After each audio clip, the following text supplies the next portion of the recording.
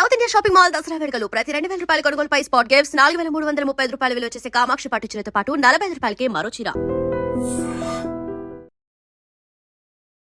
నమస్తే, welcome to I dream. మనతో పాటున్నారు ప్రముఖ ఆయుర్వేద వైద్య నిపుణులు డాక్టర్ చిట్టిబొట్ల మధుసూదన్ శర్మ గారు. వారితో మాట్లాడదాం. నమస్తే సార్. నమస్తే సార్. ఈరోజు మన ఒక ఇంట్రెస్టింగ్ టాపిక్ ఏంటి అంటే, ఇంట్లో మనుషులు ఎంతమంది ఉంటారో దాని ప్రకారమే ఫ్రిడ్జ్ కూడా తీసుకునే సందర్భాలు ఇప్పుడు వచ్చేసాయి. ఇంట్లో కూడా ఫ్రిడ్జ్ అన్నది ఒక రూమ్ లాగా అయిపోయింది.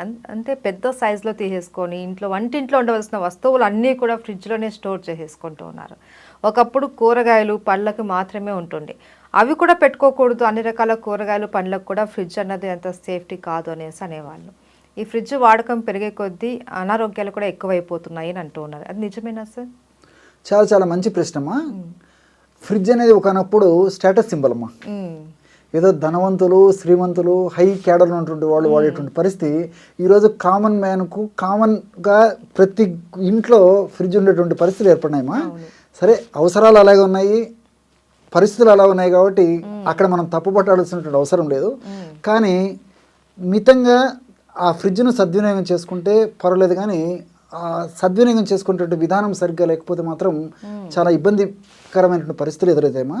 ఇప్పుడు సర్వసాధారణంగా మనం ఏదైనా పదార్థాలు, ముఖ్యంగా కూరగాయలు, ఆకుకూరలు, పళ్ళు ఇలాంటివి తెచ్చుకున్నప్పుడు ఏదో ప్రతిరోజు తెచ్చుకోవడం కష్టం అవుతుంది.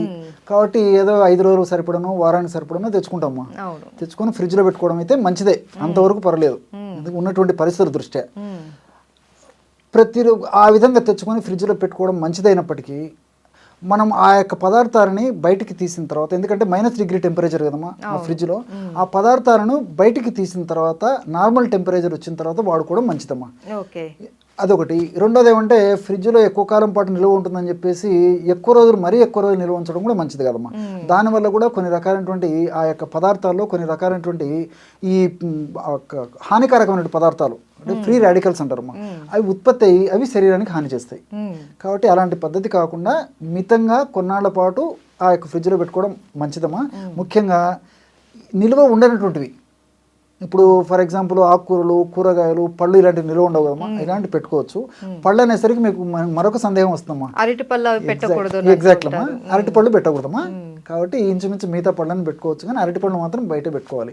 ఇప్పుడు ఈ సీజన్లో దొరికేటువంటి ఈ మామిడి పళ్ళు కానీ, తర్వాత ఈ నేరేడు పళ్ళు కానీ, తర్వాత ఈ యాపిల్, జామ ఇలాంటివన్నీ పెట్టుకోవచ్చమ్మా, ఇబ్బంది అనేది. కానీ ఒక అరటి పండు మాత్రం మినహాయింపమ్మా, అందులో కెమికల్స్ చేంజ్ అయిపోతాయి, అది మంచిది కాదని చెప్పేసి కూడా వైద్యరీత్యా కూడా వైద్య ప్రపంచం తెలియజేస్తుందమ్మా.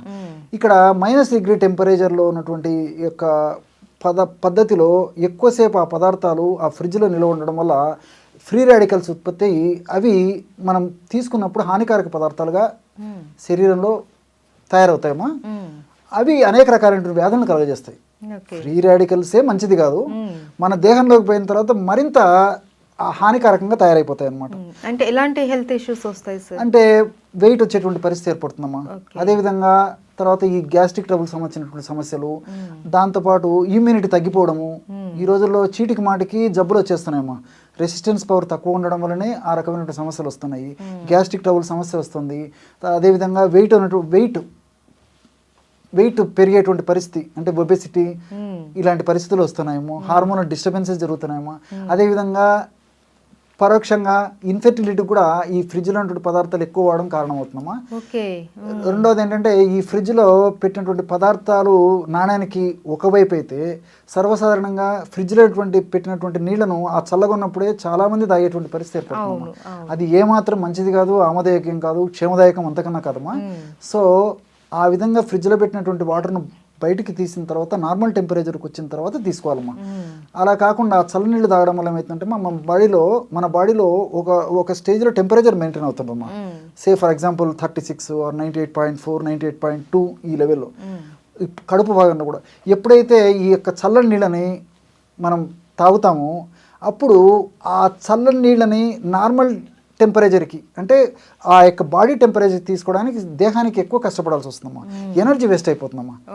సో అది మంచిది కాదు. రెండోది అంటే, ఆ నీళ్లతో పాటు ఇతర ఆహార పదార్థాలు కూడా తీసుకున్నప్పుడు కూడా అవి జీర్ణ ప్రక్రియ త్వరగా జరగకుండా పులిసిపోవడం కానీ, ఆహార పదార్థాల్లో ఇతర హానికారకమైన రసాయన పదార్థాలు ఉత్పత్తి కావడం కానీ జీర్ణమయ్యే సమయంలో అలాంటివన్నీ జరుగుతుంటాయి. అదేవిధంగా మోషన్ కూడా సరిగ్గా ఫ్రీగా కాకపోయేటువంటి పరిస్థితి, అంటే మలబద్ధకం, కాన్స్టిపేషన్ వచ్చేటువంటి పరిస్థితి ఏర్పడుతుంటుందమ్మా. కాబట్టి ఆ ఫ్రిడ్జ్లో ఉన్నటువంటి పదార్థాలను తప్పని పరిస్థితుల్లో ఫ్రిడ్జ్లో పెట్టినప్పటికీ అది కొన్నాళ్ళ పాటేమ్మా, ఎక్కువ రోజులు పనికిరాదు.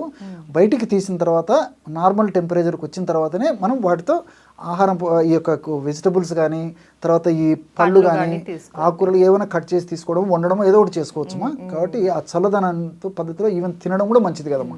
ఇప్పుడు ఈ పళ్ళు ఫ్రిడ్జ్లో పెట్టి తీసి వెంటనే తింటుంటారు, అది కూడా మంచిది కాదు. కాబట్టి నార్మల్ టెంపరేచర్కి వచ్చిన తర్వాత తీసుకోవచ్చుమా. ఇప్పుడు నాకు ఈ విధంగా మీరు అడిగేసరికి నాకు మరొక ఇది కూడా గుర్తొస్తుందమ్మా. చాలా మంది ఫ్రిడ్జ్ లో పెట్టినటువంటి పెరుగు తీసుకుంటుంటారు. అవును, చల్లగా ఉంటుంది, చాలా హ్యాపీగా ఉంటుంది, కంఫర్టబుల్గా ఉంటుంది అని చెప్పేసి అది మంచిది కదమ్మా. ముఖ్యంగా ఈ రోజుల్లో ఏమవుతుందంటే వివిధ రకాలైనటువంటి కారణాల వల్ల దేహంలో ముఖ్యంగా జీర్ణ వ్యవస్థలో వచ్చేటువంటి వివిధ రకాలైనటువంటి ప్రాబ్లమ్స్ వల్లనే, రుగ్మత వల్లనే అనేక రకాలైన జబ్బులు వస్తున్నాయమ్మా. ఈ పెరుగులో ప్రోబయాటిక్స్ అనేవి ఉంటాయమ్మా. ఈ ప్రోబయాటిక్స్ ఉన్నటువంటి పెరుగును పద్ధతి ప్రకారం వాడినప్పుడే ఆ ప్రోబయాటిక్స్ ప్రభావం చేత మన ప్రేవుల్లో మంచి బ్యాక్టీరియా ఉత్పత్తి అవుతుందమ్మా. ఈ మంచి బ్యాక్టీరియా ఎప్పుడైతే ఉత్పత్తి అవుతుందో అప్పుడు వ్యాధి నిరోధక శక్తి పెరిగిపోతుంది. అదేవిధంగా మనకు హ్యాపీ హార్మోన్స్ అంటే డోపమిన్, గాబా ఇలాంటి అనేక రకాలైనటువంటి హ్యాపీ హార్మోన్స్ మన బాడీలో ఉత్పత్తి అవుతుంటాయమ్మా. ఆ హ్యాపీ హార్మోన్స్ ఉత్పత్తి అయ్యేందుకు కూడా ఉపయోగపడుతుందమ్మా. అంతేకాకుండా ఈ రోజుల్లో B12 లోపం జరుగుతూ ఉంది చాలా మందిలో. కాబట్టి ఈ పెరుగును నార్మల్గా టెంపరేచర్లో ఉన్నటువంటి పెరుగును వాడుకోవడం వల్ల ఆ B12 లోపాలు కూడా లేకుండా ఉండేదానికి ఈ యొక్క పరోక్షంగా ఇది కూడా మనకు ఉపయోగపడుతుందమ్మా. కాబట్టి ఇలాంటి అనేక రకాలైన ఉపయోగాలు ఉన్నాయి. రెండవది ఏంటంటే ఈ రోజుల్లో ఉదయం నుంచి సాయంత్రం దాకా కుటుంబ సభ్యులందరూ చాలా చాలా బిజీగా ఉంటారమ్మా. సో సాయంత్రానికో రాత్రికి ఇంటికి వచ్చిన తర్వాత కుటుంబ సభ్యులందరూ కలిసేసి ఆహార పదార్థాల్లో భాగంగా ఫ్రిడ్జ్లోంచి ఆ యొక్క పెరుగుని తీసేసుకొని పెరుగుని సేవిస్తుంటారమ్మా. కాబట్టి ఇది ఏమాత్రం మంచిది కదమ్మా. యాక్చువల్గా ఆయుర్వేద శాస్త్రరీత్యా ననక్తం దధిపుంజీత, నక్తం అంటే రాత్రి, దది అంటే పెరుగమ్మ. నా నక్తం రాత్రిపూట పెరుగు తినరాదు అని చెప్పేసి చెప్తుంటారు. ఈ రోజుల్లో మనం అవన్నీ ఫాలో కావడం లేదు ఒకటి. రెండోది ఏమంటే ఇప్పుడు మీరు అడిగినట్టు ఫ్రిడ్జ్లో పెట్టి ఫాలో కాలేకపోవడం ఒక తప్పు, అంటే రాత్రిపూట పెరుగు తినడం తప్పు. దీనికి తోడు అగ్నికి ఆజ్యం తోడైనట్టు ఫ్రిడ్జ్లో ఉన్నట్టు పెరుగును వాడడం మరీ తప్పు.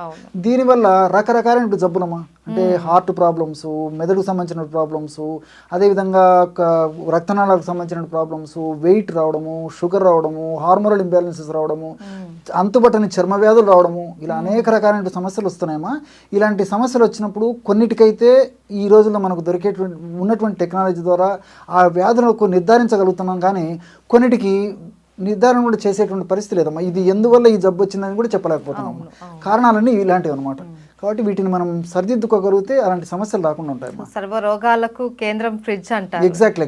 సో దాంట్లో మనం ఎలా వాడుకోవాలి అన్నది కూడా ఒక పద్ధతి ఉంది. ఒకవేళ మనకు ఇప్పటి రోజుల్లో ఫ్రిడ్జ్ అన్నది ప్రతి ఒక్కరికి ఎంతో అవసరమైన వస్తువు. సో అందులో పెట్టుకున్న కూరగాయలు కావచ్చు, పండ్లు కావచ్చు, ఏవైనా డైరెక్ట్గా యూజ్ చేయకుండా వాటిని నార్మల్ టెంపరేచర్ వరకు వచ్చేంత వరకు వెయిట్ చేసి దాన్ని వాడుకుంటే ఎటువంటి ఇబ్బంది ఉండదు. అండ్ పళ్ళకు వచ్చేసరికి అరటి పండు లాంటివి, అండ్ కూరగాయల విషయంలో వచ్చేసరికి టమాటా లాంటివి అలాంటివి పెట్టకూడదు అనేసి, దుంపలు అలాంటివి ఫ్రిడ్జ్ లో పెట్టుకున్న వాడుకుంటే మంచిది. దానివల్ల ఏమంటే ఇప్పుడు ఈ బంగాళదుంప ఇలాంటివి కూడా మంచిది కదమ్మా. మీరు అన్నట్లు ఇలాంటివి కూడా పెట్టకుండా ఉంటే మంచిదమ్మా. అంటే ఇంచుమించు మిగతావన్నీ పెట్టవచ్చుమ్మా. కూరలు, కూరగాయలు, పళ్ళు ఇలాంటివన్నీ పెట్టుకోవడం వల్ల కూడా ఎలాంటి ఇబ్బంది ఉండదు. Thank you so much sir.